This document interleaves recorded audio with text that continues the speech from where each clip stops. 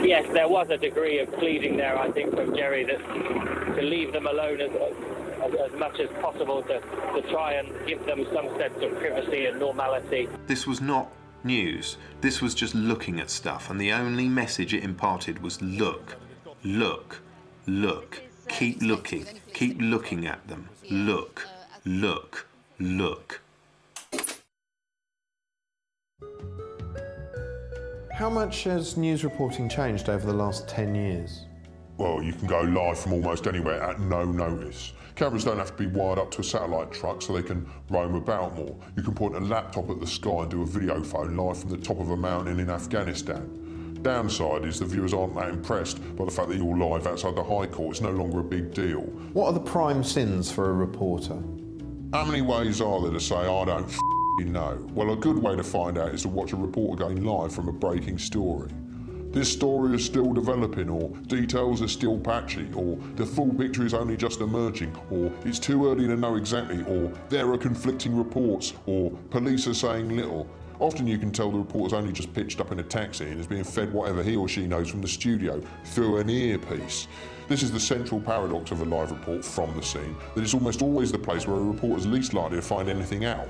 Often, a presenter knows before the reporter, and you have the bizarre scenario of someone who already knows something asking someone who still doesn't, who then has to bluff their way out of it. Some presenters like to torture reporters by demonstrating they're better informed. That's a real trick. Well, now it's time for all the latest from the world of sport. Actually, no, it's not. Sport isn't news, it's sport, and look at it, it's rubbish. Bollocks to sport and bollocks to everyone who likes it. Of course, the inherent problem with the news is that it's usually bloody boring. The storylines are slow and often depressing. It's sometimes difficult to understand, and the cast has all the vivacious sex appeal of a clammy-browed sales rep blowing off after a corned beef sandwich. All of which is box office poison. So what does the news do? Well, it pretends it isn't boring with all manner of unnecessary garnish. News graphics used to be handcrafted Blue Peter-style creations that made everything look a bit like the lowest-budget war movie ever made. Even further on, a growing Soviet Indian Ocean fleet already has facilities in Aden, the capital of Marxist South Yemen. And tonight, that fleet is being reinforced by another squadron from the Pacific port of Vladivostok. Then, in the 80s, computer graphics arrived and designers went to town with their new set of toys. Wow, it's incredible! Crazy! Cool! Bright! Edgy! Educational! Intense! Gosh! Christ! Wow! Jesus! Ace! Brill! Skill! Fab! Woo! Ah! Ee! Oh! Ooh! Today, news graphics have developed into a bombastic art form. Trouble is, they're so whizzy, they actively distract you from the information they're supposed to convey. Our defence correspondent Jeff Mead has the story. Looking at this, it's hard not to wonder if news has lost its way. News reporting is supposed to consist largely of the 6 W's. Who, what, where, when, why and how. How doesn't start with a W, but it ends with one, so it still counts. Essentially, if you answer all those questions, you've covered the full story and the viewer goes away informed. But today there's a 7th W, whoa, and whoa takes precedence over all the others. Whoa, look at those graphics. Whoa, listen to that dramatic music. Whoa, f***ing hell, live pictures. Today, even the newsroom sets have evolved into absurdist sci-fi cathedrals of light. The BBC favours a huge room resembling a holodeck, so huge the floor managers can't even run out of the way in time before the news starts.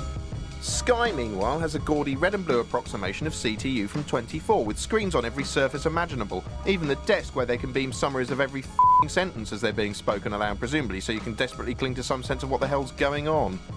Actually, I quite like Sky's massive screen because it sometimes coughs out some pretty surreal imagery. ITV's set is the stupidest. It's a cross between a virtual aircraft hangar and the movie Tron. There's still a desk, of course, but now it glows, and there's also a strange sort of symbol on the floor.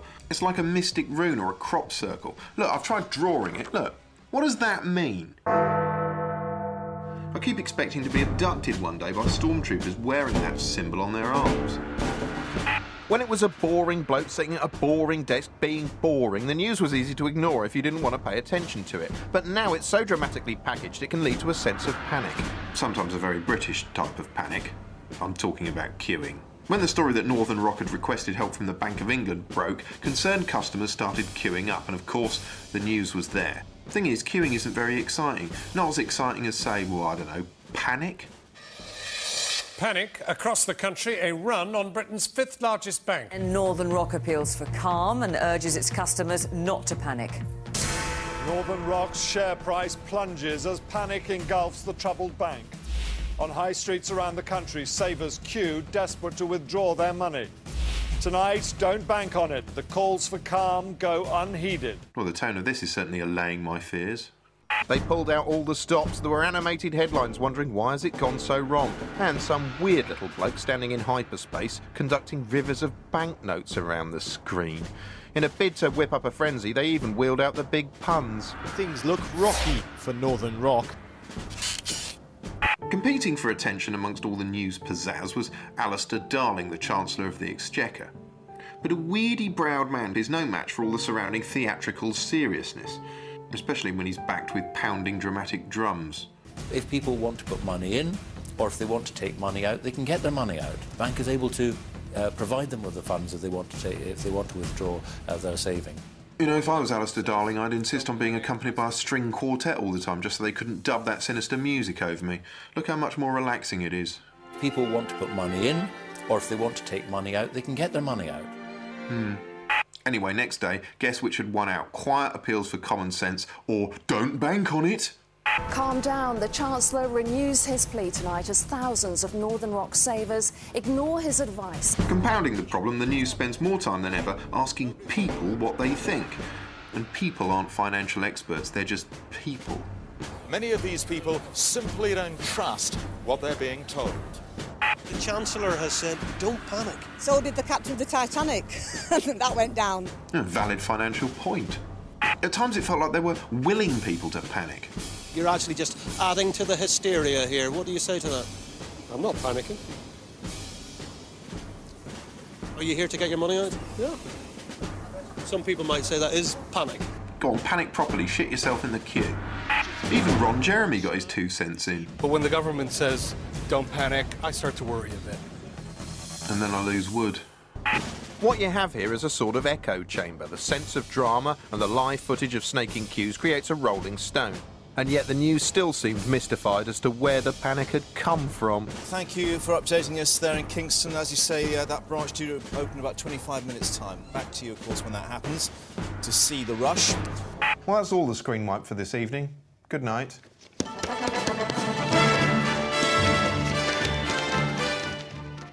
Charlie's back for another blistering Screenwipe next Tuesday at 10. Next tonight on BBC4, the Why Democracy season continues with radical new politics in Bolivia, looking for the revolution.